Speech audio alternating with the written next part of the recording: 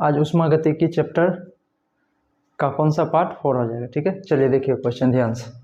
क्या कह रहा है कि शीतकाल में एक मोटी कमीज की अपेक्षा दो पतली कमीज हमें अधिक गर्म क्यों रखती है।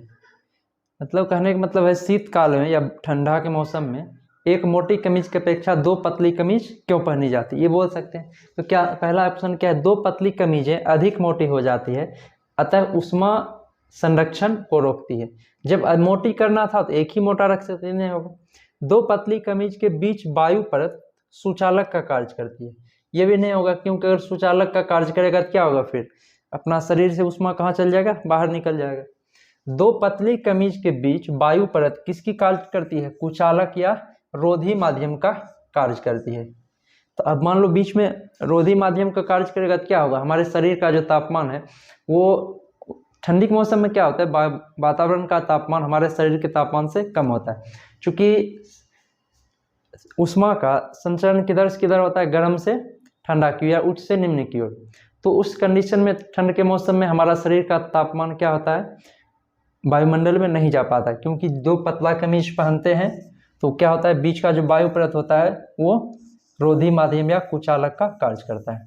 देखे हुए गांव में अपना घर, आप सभी इसमें क्या होता है, ठंडी के मौसम में एक या दो कपड़ा पहनते हैं। ठीक है, चलिए क्या कह रहा है कि कोई पिंड उष्मा का सर्वाधिक अवशोषण करेगा जब उसका सतह होगा। सर्वाधिक अवशोषण करने के लिए सतह क्या होना चाहिए, काला भी होना चाहिए और खुरदरा होना चाहिए, तब ये क्या होगा, उष्मा का ज्यादा अवशोषण करेगा। जितना काला और खुरदरा, क्योंकि काला सतह जो है उष्मा का क्या करता है, अवशोषण करता है, और उसको खुरदरा बना देंगे तो और ये क्या होगा, ज्यादा अवशोषण करेगा। ऑप्शन नंबर ए हो जाएगा, काला और खुरदरा। ठीक है, कोई दिक्कत। चलिए अगला क्वेश्चन क्या कह रहा है, जल वाष्प में भंडारित उष्मा होती है। जल वाष्प मतलब क्या हो गया कि जल का वाष्प मतलब क्या बोल सकते हैं, सीधा भाप बोल सकते हैं। जल का वाष्प मतलब भाप, तो भाप में कौन सी उष्मा होती है, तो भाप में गुप्त उष्मा होती है। ऑप्शन नंबर क्या हो जाएगा, बी नंबर सही हो जाएगा। और गुप्त उष्मा की वजह से ही जो होता है कि भाप से जलन अधिक होता है। तो कभी क्वेश्चन रह सकता है कि 100 डिग्री सेल्सियस पर उबलते जल की अपेक्षा 100 डिग्री सेल्सियस पर भाप में ज़्यादा जलन होती है। क्यों, क्योंकि भाप में क्या होती है, गुप्त उष्मा होती है। तो भाप में गुप्त उष्मा होती है तो जल ने वाष्प बना, तो जल के वाष्पन की गुप्त उष्मा, जल के वाष्पन की गुप्त उष्मा कितना होता है, 540, या कहीं कहीं आपको 536 भी देखने को मिल सकता है। वहीं पूछेगा बर्फ के गलन की गुप्त उष्मा, बर्फ के गलन की गुप्त उष्मा कितना होता है, 80। ठीक है, अब गुप्त उष्मा का मेन काम क्या है, तो गुप्त उष्मा जो है क्या करता है, अवस्था परिवर्तन करता है। अवस्था परिवर्तन, यह जो है तापमान में परिवर्तन नहीं करता है, तापमान नो चेंजिंग, मतलब तापमान समान रहेगा। कहने का मतलब अगर 100 पर जल रहेगा तो भाप भी कितना पर रहेगा, 100 पर ही रहेगा। ठीक है, तब इसमें कौन सा उष्मा लगा, गुप्त उष्मा। जैसे बर्फ का बात करेंगे तो 0 पर अगर बर्फ है तो पानी भी किस पर रहेगा, 0 पर ही। 0 पर अगर बर्फ रहेगा तो पानी भी किस पर रहेगा, 0 पर ही। तो तापमान भी ये परिवर्तन नहीं करती, ये सिर्फ क्या करता है, अवस्था में परिवर्तन करता है। ठीक है, चलिए क्या कह रहा है कि धातु के चायदानियों में लकड़ी के हैंडल क्यों लगाए जाते हैं। मतलब धातु का जो चायदानियों मतलब क्या हो गया, चाय छकना समझ लो, इसमें जो लकड़ी का हैंडल क्यों लगाया जाता है। ठीक है, या चायदानियों या चाय बनाने वाला, हाँ ये समझ सकते हैं। ठीक है, तो देखो क्या हो जाएगा, लकड़ी उष्मा की कुचालक होती है, इसी वजह से लकड़ी का हैंडल लगाया जाता है। अगर मान लो धातु का हैंडल लगाएगा तो चाय को बनाते समय जब उसमें उष्मा देंगे तो हैंडल भी उसका गर्म हो जाएगा, इसीलिए उसे पकड़ नहीं सकेंगे। तो इसलिए धातु चायदानियों में जो है क्या किया जाता है, लकड़ी का हैंडल लगाया जाता है, क्योंकि वजह उष्मा का कुचालक होता है। इस वजह से क्या होता है कि ये गर्म नहीं हो पाता है हैंडल। ठीक है, चलिए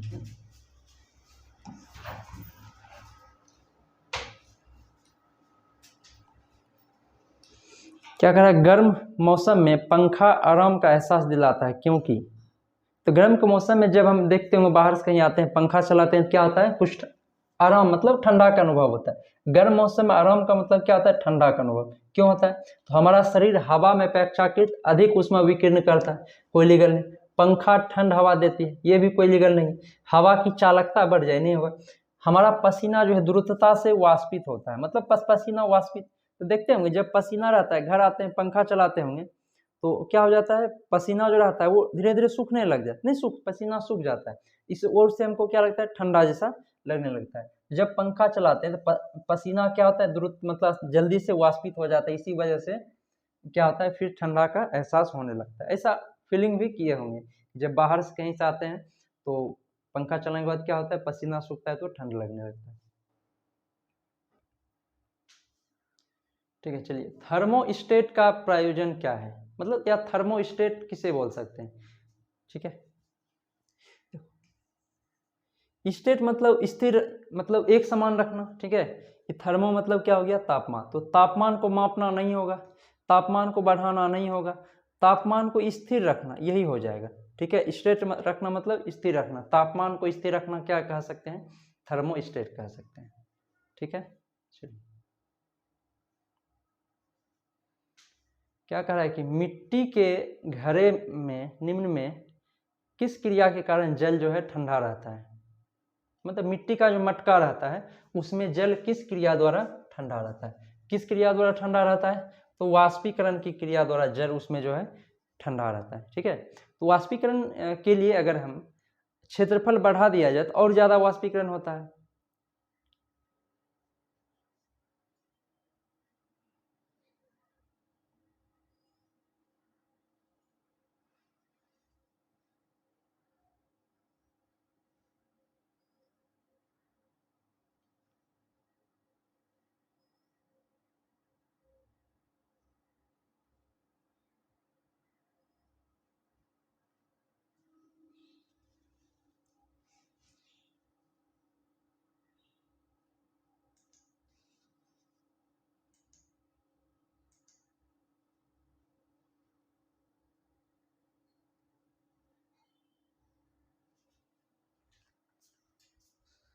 और वाष्पीकरण की क्रिया तेज करने के लिए अगर हम क्षेत्रफल बढ़ा दें तो और जल्दी से ठंडा होता है। इसलिए देखते होंगे कि जो कि सत्तू बेचने वाला रहता है ठेला पर, देखते होंगे वो जो मटका में लाल कपड़ा और बांध के रखता है, मतलब और उसको भिंगा के रखेगा ऊपर से भी।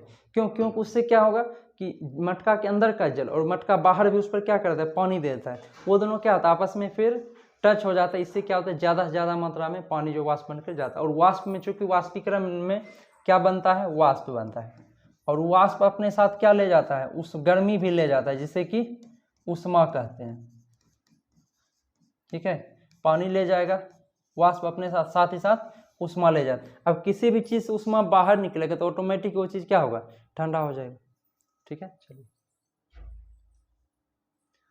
देखिए क्वेश्चन क्या कह रहा है कि ठंड के दिनों में लोहे के गुटके और लकड़ी के गुटके को प्रातः काल में छुए तो लोहे का गुटका ज़्यादा ठंडा लगता है क्यों। तो देखिए क्या हो जाएगा आंसर, तो लोहा का ताप लकड़ी से कम होता है, ये नहीं होगा, क्योंकि जब सुबह में प्रातः काल में रखें तो टेम्परेचर दोनों का समान टेम्परेचर पर रखे हैं। ठीक है, लकड़ी की तुलना में लोहा जो है उष्मा का अच्छा चालक, लोहा क्या उष्मा का अच्छा चालक है। इसी वजह से क्या होता है, लोहा ज़्यादा ठंडा हो जाता है और लकड़ी ठंडा ज़्यादा नहीं होता है। उसी प्रकार गर्म में भी, गर्मी के मौसम में भी अगर लोहा और लकड़ी को एक साथ रखेंगे धूप में तो लोहा जल्दी गर्म हो जाएगा और लकड़ी क्या होगा, देर से गर्म होगा। तो इसीलिए क्या हो जाएगा आंसर, बी नंबर सही हो जाएगा कि लकड़ी की तुलना में लोहा जो है उष्मा का अच्छा चालक है। ठीक है, आगे देखिए, रेफ्रिजरेटर में खाद्य पदार्थ सुरक्षित रखने हेतु सुरक्षित तापमान कितना होता है। तो किस तापमान पर रेफ्रिजरेटर, मतलब समझ रहे हैं, फ्रिज में कोई भी खाद्य पदार्थ को किस टेम्परेचर पर मतलब करके सुरक्षित रखा जाता है, क्या हो जाएगा, 4 डिग्री सेल्सियस। अब 4 डिग्री सेल्सियस जल के लिए बहुत खास है। ठीक है, इस पर क्या होता है, उसका घनत्व अधिकतम होता है, घनत्व जो होता है अधिकतम होता है। ठीक है, और आयतन क्या हो जाएगा, न्यूनतम होता है। आयतन न्यूनतम होता है। ठीक है, 4 डिग्री जो है स्पेशल इसके लिए। तो नॉर्मल देखो, जनरली किसी भी चीज़ का अगर हम टेम्परेचर बढ़ाते हैं तो आयतन बढ़ता है। ठीक है, और घनत्व तो क्या होता है, कम होता है। लेकिन इसमें जल का थोड़ा अलग सीधा, इसका 4 डिग्री तक क्या होता है, घनत्व बढ़ता है, फिर घनत्व धीरे धीरे कम होता है। ठीक है, तो आयतन पहले कम होता है, फिर आयतन क्या होता है, बढ़ता है। कोई दिक्कत इसमें? तो 4 डिग्री पर घनत्व अधिकतम, आयतन न्यूनतम। चलिए, किसी वस्तु का रेखीय प्रसार 12 है, इसका क्षेत्रीय प्रसार क्या ज्ञात है। ठीक है, तो रेखीय प्रसार, तो इसका फॉर्मूला क्या होता है, अल्फा बराबर बीटा बराबर गामा और बटा क्या बोले थे, 1 2 और 3 करने के लिए। तो इसमें हमको रेखीय प्रसार दिया हुआ है, मतलब अल्फा दिया हुआ है। ठीक है, हमको बीटा निकालना है, तो इसको हम सिर्फ ये फॉर्मूला ही रखेंगे अब। ठीक है, तो ये फॉर्मूला रखेंगे तो क्या हो जाएगा, अल्फा का मान कितना दिया हुआ है, 12 बराबर बीटा का मान निकालना है, बीटा बटे क्या हो गया, 2। तो बीटा बराबर क्या हो गया, 12 दूनी 24। इसका क्षेत्रीय प्रसार गुना क्या हो जाएगा, बी नंबर हो जाएगा, 24 हो जाएगा। इस तरह का क्वेश्चन में अगर ये 3 में से मान लो कभी बीटा और गामा दिया रहेगा तो अल्फा छोड़ देंगे। तो जहां अल्फा क्या है, रेखीय प्रसार, अल्फा रेखीय प्रसार। ठीक है, इसमें रेखीय प्रसार में क्या होता है, 1 डायमेंशनल वृद्धि होता है, मतलब सिर्फ लंबाई में वृद्धि होगा। ठीक है, बीटा क्या है, क्षेत्रीय प्रसार, क्षेत्रीय प्रसार। इसमें किस में वृद्धि होगा, क्षेत्रफल में वृद्धि। और क्षेत्रफल वृद्धि मतलब क्या होगा, 2 बीमा, क्योंकि क्षेत्रफल बराबर क्या होता है, लंबाई गुना चौड़ाई। तो इसमें 2 बीमा मतलब द्विबीमीय ये हो गया। ठीक है, और रेखीय प्रसार में किस में वृद्धि होगा, सिर्फ लंबाई में वृद्धि। ठीक है, और गामा मतलब क्या हो गया, आयतन प्रसार गुना आयतन प्रसार। तो आयतन का मतलब क्या है, उसके आयतन में वृद्धि होना चाहिए। आयतन प्रसार मतलब आयतन में वृद्धि, और आयतन में वृद्धि तो चूंकि आयतन क्या होता है, त्रिविमीय होता है, इसलिए इसमें ये क्या हो गया, त्रिविमीय, मतलब 3 डायमेंशन में इसमें वृद्धि होगा। जैसे लंबाई चौड़ाई ऊंचाई, क्षेत्रफल में क्या होता है, सिर्फ लंबाई गुना चौड़ाई। ठीक है, और रेखीय में क्या हो जाएगा, सिर्फ लंबाई हो जाएगा। चलिए, क्या कह रहा है, तेज हवा वाली रात्रि में ओस नहीं बनती। क्यों, क्योंकि वाष्पीकरण दर तेजी होती है, हवा में नमी कम होती है, तापमान ऊंचा रहता है, आकाश साफ नहीं होता है। तो तेज हवा वाली रात्रि में, तो मान लो हवा जब तेज रहेगा तो ओस नहीं बने, क्योंकि ओस बनने के लिए हवा चाहिए न, मतलब नमी चाहिए। और पानी की बूंद जो है क्या होता है, नमी के रूप में रह नहीं पाता, क्योंकि हवा तेज रहती है तो वाष्प बन के उड़ जाता है। इसका क्या हो जाएगा, वाष्पीकरण की दर तेजी से होती है, इसीलिए क्या होता है, तेज हवा वाली रात्रि में ओस नहीं बनता है। क्या कह रहा है कि हाइड्रोजन से भरा गुब्बारा पृथ्वी तल से छोड़ा जाता है, तो ऊपर जाने के बाद गुब्बारे का आकार में क्या होगा, तो ऊपर जाने के बाद क्या होगा, वृद्धि होगा। क्योंकि देखिए ध्यान से, हम जैसे जैसे ऊपर जाते हैं वायु दाब में क्या होता है, कमी होता है, वायुमंडलीय दाब में कमी होता है। मान लो अभी यहाँ पर गुब्बारा है, इसके चारों ओर क्या हो रहा है, वायुमंडलीय दाब लग रहा है। ठीक है, अब मान लो यहाँ से ये ऊपर चला है, कहाँ आ गया, यहाँ आ गया, इसका मतलब कि इसकी चारों ओर का क्या होगा, ये दबाव कम हो रहा है। तो बोलो अगर बाहरी दबाव यहाँ क्या हो रहा है, कम हो रहा है, ये जो इसका दबाव है ऊपर जाएगा तो क्या हो जाएगा, कम हो जाएगा। क्योंकि जब बाहरी दबाव कम होगा तो ऑटोमेटिक इसके अंदर हवा क्या है, फैलेगा, इसका मतलब क्या हो जाएगा, इसके आकार में वृद्धि होती है। ठीक है, चलिए आगे क्या कर रहे हैं, जब गर्म और नॉर्मल पानी को एक साथ फ्रिज में रखते हैं तो कौन सा जल्दी ठंडी होगी। क्या हो जाएगा, जो जितना ज़्यादा गर्म होगा वो जल्दी ठंडा होगा, क्योंकि यह किस सिद्धांत पर कार्य करता है, न्यूटन का शीतलन नियम, न्यूटन का शीतलन नियम पर, न्यूटन का शीतलन नियम। और ये नियम क्या कहता है, तो ठंडा होने की दर किस पर निर्भर करती है, ठंडा होने की दर निर्भर करती है किस पर, बाहरी वातावरण पर, बाहरी वातावरण पर। ठीक है, और टेम्परेचर में जैसे जैसे कम आते जब उससे उसे टाइम ज़्यादा लगेगा। जैसे मान लो कभी क्वेश्चन रहेगा कि 90 डिग्री सेल्सियस से 80 डिग्री सेल्सियस में जो समय लगेगा, तो 80 डिग्री सेल्सियस से फिर 70 डिग्री सेल्सियस में तो ये दोनों, इसमें जो समय लगेगा, इसमें मान लो कि अगर x समय लगा, इसमें जो है x प्लस समय लगेगा, मतलब 90 से 80 आने में जितना समय लगा उससे कुछ ज़्यादा समय लगा किसमें, 80 से 70 आने में, क्योंकि ठंडा होने की दर किस पर निर्भर करती है, बाहरी वातावरण पर। तो चूंकि इसका टेम्परेचर जब कम होता है तो ये अपना टेम्परेचर बाहरी वातावरण को देता है, तो बाहर का वातावरण फिर क्या होता है, थोड़ा गर्म होता है, फिर उसमें उतना क्षमता नहीं रह पाता है कि तेजी से इसको ठंडा करें, इसलिए इसमें क्या होता है, टाइम थोड़ा सा ज़्यादा लगता है। ठीक है, चलिए। किसी पदार्थ की अवस्था परिवर्तन के लिए आवश्यक ऊष्मा को क्या कहते हैं, क्या कहते हैं, ये सबको पता है, क्या कहते हैं, अवस्था परिवर्तन कई बार बता चुके हैं। आवश्यक ऊष्मा को क्या कहते हैं, गुप्त ऊष्मा कहते हैं। ठीक है, टेम्परेचर बढ़ाने के लिए कौन सा ऊष्मा लगता है, उसमें विशिष्ट ऊष्मा, और अवस्था परिवर्तन के लिए गुप्त ऊष्मा। ठीक है, चलिए। आपेक्षिक आर्द्रता को मापने के लिए किसका उपयोग करते हैं, ये भी कई बार बता चुके हैं, किसका उपयोग हो जाएगा, हाइग्रोमीटर का। ठीक है, हाइग्रोमीटर से आपेक्षिक आर्द्रता। ओडोमीटर क्या मापता है, तो वाहनों में तय की गई दूरी मापता है, ये मापता है, दूरी मापता है। ठीक है, स्पीडोमीटर क्या मापता है, वाहनों का स्पीड मापता है। ठीक है, और हाइड्रोमीटर क्या मापता है, घनत्व मापता है। ठीक है, तो जितने भी मशीन कोई भी इस तरह का मापक यंत्र है जो कि शुद्धता वगैरह मापता है, तो रियल में क्या मापता है, उसका घनत्व मापता है। जैसे मान लो इलेक्ट्रोमीटर है दूध की शुद्धता मापने वाला, तो रियल में दूध का वो घनत्व मापता है, घनत्व के आधार पर फिर बताया जाता है ये दूध शुद्ध है या अशुद्ध है। ठीक है, चलिए। कह रहा है कि 20 ग्राम जल का तापमान को 55 डिग्री सेल्सियस से 60 डिग्री सेल्सियस तक करने के लिए कितनी उष्मा की आवश्यकता होगी। ठीक है, सबसे पहले यहाँ ये देखना इसमें कौन सा उष्मा लगेगा, 50 से 60, मतलब उष्मा में परिवर्तन हो रहा है, तो सिर्फ इसमें कौन सा टेम्परेचर में परिवर्तन हो रहा है, कौन उष्मा लगेगा, विशिष्ट उष्मा लगेगा।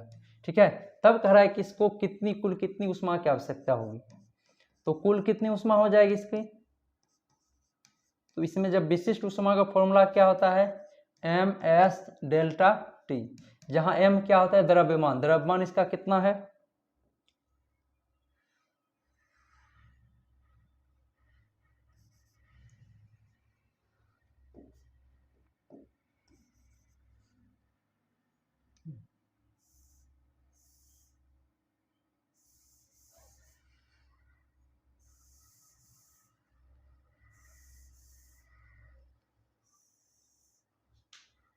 तो देखिए ध्यान से, तो यहाँ क्या है, m क्या हो गया, द्रव्यमान, तो इसका द्रव्यमान कितना है, 20 ग्राम, सब सीजीएस में चलता है, क्या लिखेंगे, 20 गुना s का मतलब क्या हो जाता है कि यहाँ पानी का बात हो रहा है, यहाँ जल का बात हो रहा है, तो जल का विशिष्ट उष्मा कितना होता है, 1 होता है, तो 20 गुना 1, और डेल्टा टी का मतलब क्या हो गया, उष्मा में परिवर्तन, तो कितना परिवर्तन हुआ, 55 से लेके 60 हुआ, तो 5 का अंतर हुआ, तो यहाँ क्या लिख देंगे, 5, तो 20 क्या हो जाएगा, 100 कैलोरी, 100 कैलोरी। अपना आंसर क्या हो जाएगा, ए नंबर सही हो जाएगा। तो यहां क्या हो गया, तो क्या कह रहा है कि 50 ग्राम बर्फ के ताप को 5 डिग्री सेल्सियस तक करने के लिए कितनी उष्मा की आवश्यकता होगी। ठीक है, कह रहा है कि 50 ग्राम बर्फ है, टेम्परेचर कितना चेंजिंग करना है उसका, तो 5 डिग्री सेल्सियस, तो 5 डिग्री सेल्सियस करने के लिए उसको कितनी उष्मा की आवश्यकता होती है, तो यहाँ बर्फ है, ठीक है, और तापमान में सिर्फ चेंजिंग हो रहा है, तो कौन सा उष्मा लगा, विशिष्ट उष्मा, तब इसमें कुल उष्मा क्या हो जाएगा, कुल उष्मा, तो विशिष्ट उष्मा का फॉर्मूला क्या होता है, ms डेल्टा टी, m कितना है यहाँ 50 ग्राम है, द्रव्यमान कितना है, m 50 ग्राम, 50 लिख देंगे, s चूंकि बर्फ का विशिष्ट s क्या हो गया, विशिष्ट उष्मा, तो बर्फ का विशिष्ट उष्मा होता है 0.5 गुना डेल्टा टी, मतलब तापमान चेंजिंग, कितना हो गया, 5 हो गया। अब इसको कैलकुलेशन कर देते हैं, तो क्या हो जाएगा, इसको खत्म करके नीचे 10 ले आएंगे। ठीक है, अब इसको काट देते हैं, तो कट जाएगा, तो 0 और 0 यहाँ कट जाएगा, तो आंसर कितना बच गया, तो आंसर बच गया 125 कैलोरी। आंसर कौन हो जाएगा, बी नंबर इसका आंसर हो जाएगा। ठीक है, चलिए।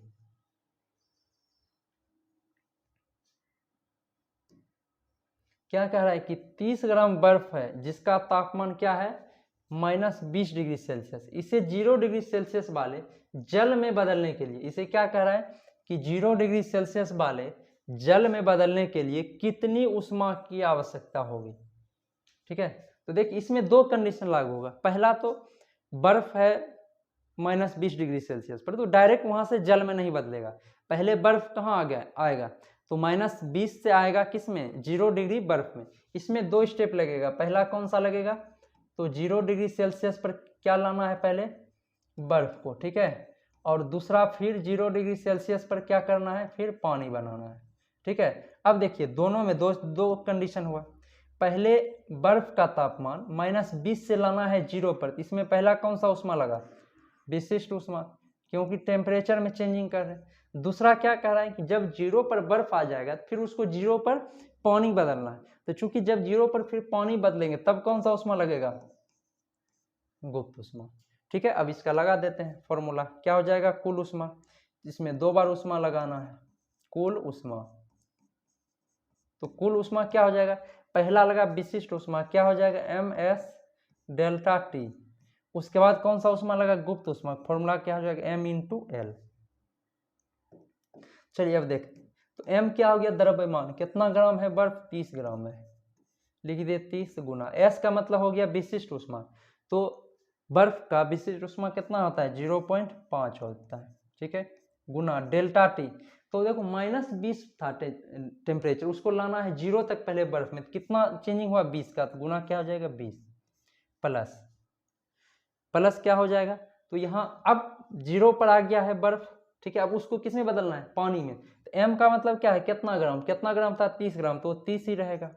ठीक है, अब गुना, चूंकि बर्फ को गला के बदलना है पानी में, इसलिए बर्फ के गलन की गुप्त ऊष्मा कितना होती है 80 होती है, गुना क्या हो जाएगा 80। अब इसका काट पीट कर देते हैं, तो ये क्या हो जाएगा बटा 0 आ जाएगा, 0 0 कट जाएगा, कितना बच गया 5 दिया 15 दूनी 30, क्या हो गया यहाँ 300, और प्लस 8 दिया क्या हो जाएगा 2400, तो आंसर कितना हो गया अपना 24 3 2700 कैलोरी। कौन ऑप्शन सही हो जाएगा, सी नंबर ऑप्शन अपना सही हो जाएगा। ठीक है, चलिए देखते हैं आगे।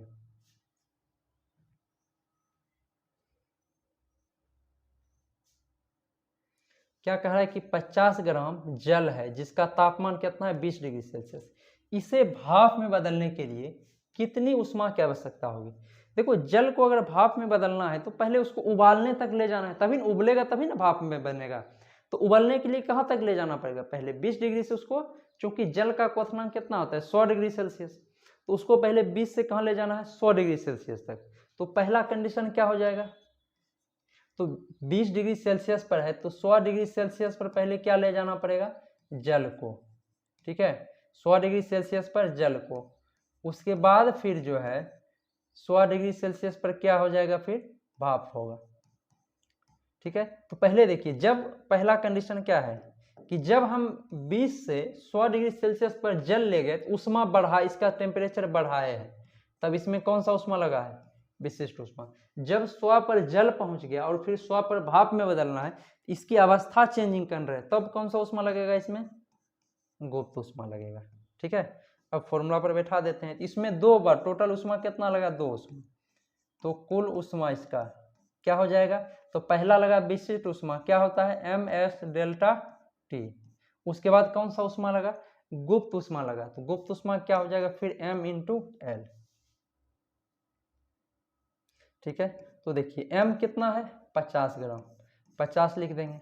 अब s क्या है पानी है ना, जल का तापमान 20 से 100 तक किया गया है, तो जल का विशिष्ट ऊष्मा कितना होता है 1 होता है, 5 गुना 1 गुना डेल्टा टी, तापमान में चेंजिंग कितना हुआ, तो 20 से लेकर कहाँ गए 100 डिग्री तक, कितना चेंजिंग हुआ 80, तो लिख देंगे 80 प्लस m तो चेंजिंग नहीं और द्रव्यमान 50 ही रहेगा। अब क्या कह रहा है कि 100 पर जल है और 100 पर भाप में बदलना है, तो कौन सा किसका ऊष्मा लगा इसमें, तो जल के वाष्पन की गुप्त ऊष्मा लगा है। ठीक है, तो जल के वाष्पन की गुप्त ऊष्मा कितना होती है 540, बस अब इसको जोड़ उड़ के जो आ जाएगा आंसर आ जाएगा, कैलकुलेशन कर देते हैं, तो 8 बचे क्या हो गया 40, ये हो गया 4000 प्लस ये 5 चौक क्या हो जाएगा, 5 चौक 20 हो जाएगा, 2 और 27 क्या हो जाएगा, 2 गो शून्य, तो 27 और 4 क्या हो जाएगा, 31,000 कैलोरी। तो आंसर कौन हो जाएगा अपना, ए नंबर ऑप्शन सही हो जाएगा, 31,000 कैलोरी। ठीक है, चलिए क्या कह रहा है, 10 ग्राम बर्फ जो 0 डिग्री सेल्सियस पर है को वाष्प में बदलने के लिए आवश्यक ऊष्मा होगा। तो अभी बर्फ है 0 पर, बर्फ को बदलेंगे फिर पानी में, पानी को फिर ले जाएंगे उबलने तक 100 डिग्री सेल्सियस पर, उसके बाद फिर वो क्या बदलेगा, भाप बनेगा। तो देखिए ध्यान से इसमें कितना स्टेप है, देखिए फर्स्ट स्टेप, ये 0 पर क्या है, बर्फ है, तो पहला स्टेप क्या बना, 0 पर पानी। ठीक है, तो 0 पर बर्फ से 0 पर पानी बना, तो इसमें कौन सा उष्मा लगा, गुप्त उष्मा लगा। नंबर दूसरा स्टेप, जब 0 पर पानी आ गया तो उसको भाप में बदलने के लिए पहले पानी को ले जाना पड़ेगा उसके क्वथनांक बिंदु मतलब उबलने तक। तो पानी कितना ले जाना पड़ेगा, 0 पर पानी है तो 100 डिग्री पर पानी, 100 डिग्री पर क्या ले जाना पड़ेगा, पानी। तो बोलो 0 पर पानी है और पानी को ले गया 100 पर, तो सिर्फ उसके तापमान में चेंजिंग हुआ, तो कौन सा उष्मा लगा इसमें, विशिष्ट उष्मा लगा।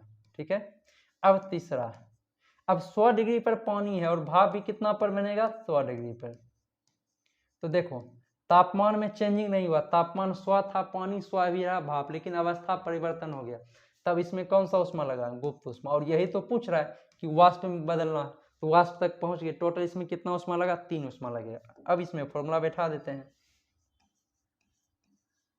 तो इसका कुल उष्मा, तो देखो पहले कौन सी उष्मा लगा, गुप्त उष्मा, तो क्या हो जाएगा m इंटू एल प्लस, फिर कौन सा उष्मा लगा, विशिष्ट उष्मा, तब क्या हो जाएगा एम एस डेल्टा टी, फिर कौन सा उष्मा लगा, गुप्त उष्मा, तब क्या हो जाएगा एम एल। चलिए, तो m क्या हो गया, द्रव्यमान, कितना ग्राम बर्फ है, 10 ग्राम, क्या लिखेंगे 10 गुना बर्फ को गला के पानी, L क्या होता है, लेटेंट हीट या गुप्त उष्मा, तो बर्फ का गुप्त उष्मा कितना होता है, बर्फ के गलन की गुप्त उष्मा 80 होता है, तो 10 गुना क्या हो जाएगा 80 प्लस m क्या रह जाएगा, 10 ही रह जाएगा।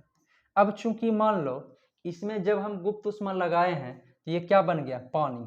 अब जो हम यहाँ लगाएंगे विशिष्ट उष्मा, किसका लगाएंगे, पानी का ही लगाएंगे, क्योंकि पानी ही ना 0 से कहाँ तक पहुंचा, 100 तक, पानी का कितना होता है, 1 होता है, और टेम्परेचर में कितना बढ़ा, तो 0 से लेकर 100 तक आया, तो डेल्टा टी क्या हो जाएगा 100 प्लस द्रव्यमान 10 ही रहेगा गुना ये द्रव, और एल क्या हो गया, लेटेंट हीट मतलब गुप्त उष्मा। अब गुप्त उष्मा किस में लगा, तो पानी बन गया क्या चीज, भाप। तो बोलो जब पानी भाप बना तो किसका लगेगा, तो पानी के वाष्पन की गुप्त उष्मा कितना होती है, 540 होती है, तो क्या हो जाएगा यहाँ 540। अब कैलकुलेशन कर देंगे, यहाँ क्या हो जाएगा 800, 800 प्लस यहाँ क्या हो जाएगा 1000, 1000 प्लस यहाँ क्या हो जाएगा 5400, तो सबको जोड़ देंगे तो कितना हो जाएगा 5400, 1000 क्या हो गया 6400, और 6400 और 800 क्या हो गया 7200 कैलोरी। आंसर कौन हो जाएगा अपना, सी नंबर आंसर सही हो जाएगा, 7200 कैलोरी।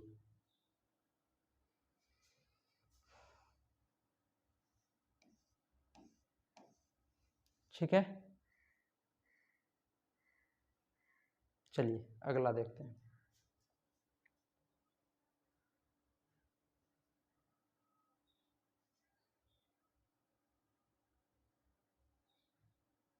क्या कह रहा है इसमें, देखिए ध्यान से,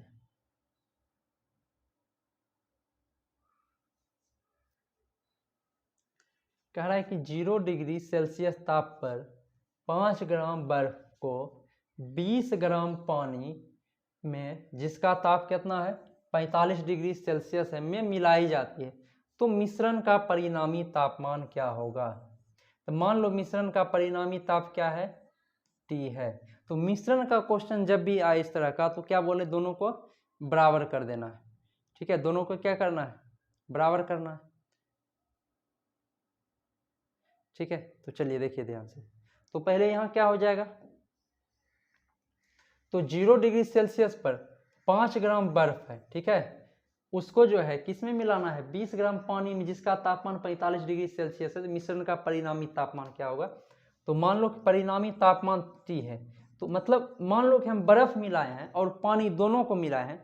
बर्फ है 0 डिग्री सेल्सियस पर और पानी है 45 पर, मतलब बर्फ कितना पर है, 0 डिग्री सेल्सियस पर बर्फ है, ठीक है, और पानी जो है कितना पर है, तो 45 डिग्री सेल्सियस पर। अगर हम दोनों को मिक्स कर देते हैं, ठीक है, इसका मतलब जो बीच का टेम्परेचर रहेगा 0 से अधिक रहेगा और 45 से कम रहेगा। ये तो सबको पता होगा कि अगर हम एक ठंडा पानी और गर्म पानी मिलाएंगे तब दोनों के बीच का जो टेम्परेचर रहेगा वो किसके बराबर हो जाएगा, ये जो दोनों को मिलाने के बाद जो टेम्परेचर रहेगा तो कम वाला से अधिक हो जाएगा और अधिक वाला से क्या रहेगा, कुछ कम रहेगा, ठीक है। इतना कोई दिक्कत, इतना सबको पता होगा।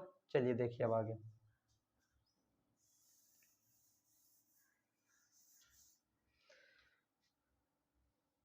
तो पहले जो है कि 0 डिग्री सेल्सियस पर 5 ग्राम बर्फ है और इसको मिलाएंगे 20 ग्राम पानी में जिसका तापमान क्या है, 45 डिग्री सेल्सियस है, तो मिश्रण का तापमान। तो पहला नंबर तो क्या होगा कि पहले 0 से पर जो 5 ग्राम बर्फ है ये क्या बनेगा, पहला स्टेप देखिए ध्यान से। 0 डिग्री सेल्सियस पर जो बर्फ है ये पहले क्या बनेगा, 0 डिग्री सेल्सियस पर पानी बनेगा, तब ना फिर पानी का टेम्परेचर थोड़ा बर्फ वाला से थोड़ा ज़्यादा होगा, 0 से थोड़ा ज़्यादा होगा, 45 से थोड़ा क्या होगा, कम होगा, ठीक है। तो देखिए इसमें अब ध्यान से देखते हैं, यहाँ पर समीकरण लिखते हैं, इक्वेशन क्या हो जाएगा, तो ध्यान देना। तो पहला 0 पर 5 ग्राम बर्फ है, इसका मतलब ये पहले क्या बनेगा, बर्फ से पानी बनेगा, इसमें कौन सा उष्मा लगेगा, Ml, ठीक है, प्लस अब इसका टेम्परेचर 0 से कुछ तो अधिक होगा तो उसका फॉर्मूला क्या होता है, MS, और देखो डेल्टा टी हमको पता नहीं है लेकिन एक चीज पता होगा, डेल्टा टी हम क्या करते थे, तो अधिक वाला में से कम का तापमान घटाते थे। मान लो अगर हम यहाँ मानते हैं कि अगर ये टी 50 डिग्री सेल्सियस हो जाता तब हम क्या करते, 50 - 0 घटाते, क्योंकि उसका पहला टेम्परेचर 0 है, तब हमको पता चलता कि ये जो है कि 50 डिग्री बढ़ा है, लेकिन हमको इसके बीच का टेम्परेचर पता नहीं है, ठीक है। तो हम बीच का टेम्परेचर क्या मान लेंगे, टी, तो टी क्या है, बढ़ा बीच का टेम्परेचर है, और 0 क्या है, सबसे कम है, तो चेंजिंग कितना होगा, तो T - 0 कर देंगे, क्या कर देंगे, T - 0 बराबर।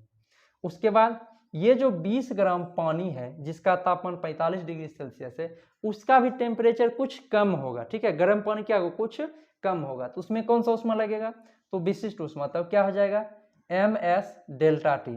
अब देखो डेल्टा टी कैसे निकालेंगे, अगर मान लो बीच का तापमान हमको रहता है कि नहीं 30 हो गया है और उसका अपना 45 था, तो ऐसे करते कि नहीं 45 - 30, तब ना बोलते हैं कि हाँ 15 डिग्री कम हुआ है।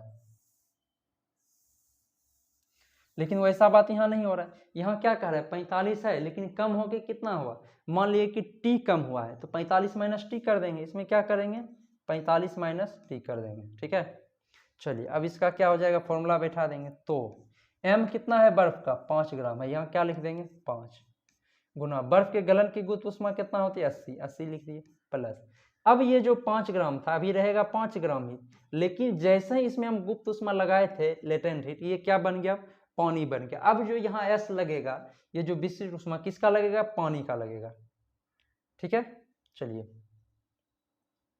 तो पानी का कितना होता है, तो 1 हो जाएगा, अब गुना T - 0 है तो T में 0 माइनस करें क्या रहेगा, यहाँ T ही आ जाएगा, ठीक है। चलिए बराबर MS 45 - T, M यहाँ कितना है, 20 ग्राम है, M कितना है, 20 ग्राम है, क्या हो जाएगा 20 गुना S क्या हो रहा है, तो जल का ही ना तापमान में चेंजिंग हो रहा है, तो S किसका लगेगा, जल का विशिष्ट ऊष्मा कितना होता है, 1 होता है। अब इंटू यहाँ क्या हो जाएगा, 45 - T, ठीक है। चलिए अब यहाँ क्या हो जाएगा, अगर इसको कैलकुलेशन करेंगे तो 8 × 5 = 40, यहाँ कितना हो गया 400 और प्लस यहाँ क्या हो जाएगा 5T बराबर 20 गुना 45, 45 दूनी क्या होता है 90, 900 और माइनस क्या हो जाएगा 20T, ठीक है। तो अब इधर 5T है और 20T इधर आएगा तो क्या हो जाएगा 25T हो जाएगा बराबर, और 900 - 400 उधर जाएगा तो कितना बचेगा 500, तो T बराबर कितना बच जाएगा 25 दूनी 50, 20 डिग्री सेल्सियस। तो मिश्रण का तापमान कितना हो जाएगा, ऑप्शन नंबर अपना डी सही हो जाएगा, 20 डिग्री सेल्सियस, ठीक है। तो ऊष्मागतिकी चैप्टर समाप्त हो गया है, ठीक है। अगर आप जो भी हमारे चैनल पर नए हैं तो सब्सक्राइब करिए, ताकि जो भी वीडियो हम अपलोड करें वो आप तक जल्द से जल्द पहुंच जाए। ठीक है, थैंक यू।